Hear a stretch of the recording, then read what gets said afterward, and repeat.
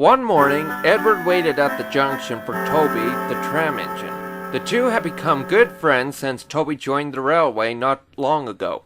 Edward appreciated having another old engine on the line. Toby arrived looking very cheerful. Hello, Edward. This is a surprise. The Fat Controller has asked me to come to the junction for a while to give you some help since you've just arrived. That's good. I'm still getting used to working in bigger yards. I appreciate your help. The two were interrupted by the whistle of Thomas the Tank Engine, who huffed angrily into the station, blowing steam everywhere. I see you two intend to dawdle about all day while I shunt all the trucks? Edward and Toby chuckled to one another. They knew that Thomas was acting too big for his wheels. Of course not, Thomas. We wouldn't dream of letting you do all the work. Good, because these need sorting. I've got to go back to the quarry for more. Thomas was uncoupled and raced out of sight. Wow, Toby sighed.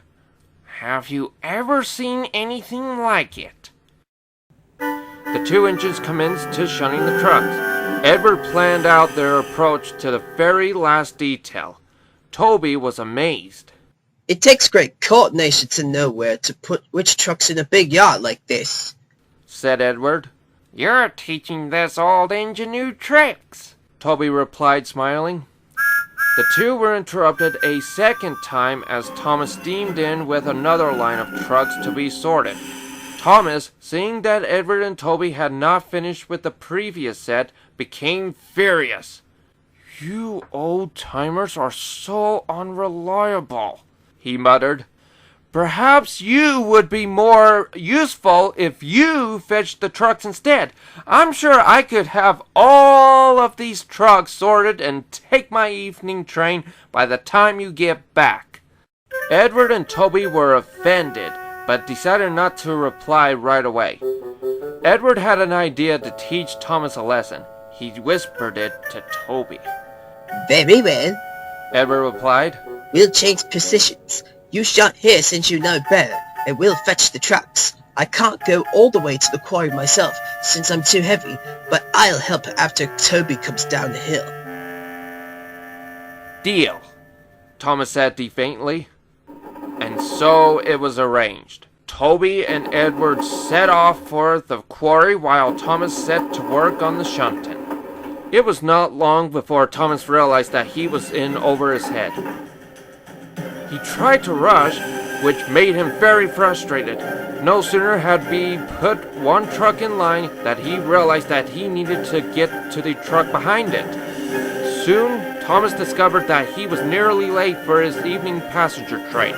He scampered away to find Annie and Clarabelle, thinking he could sneak back afterward to finish shunting.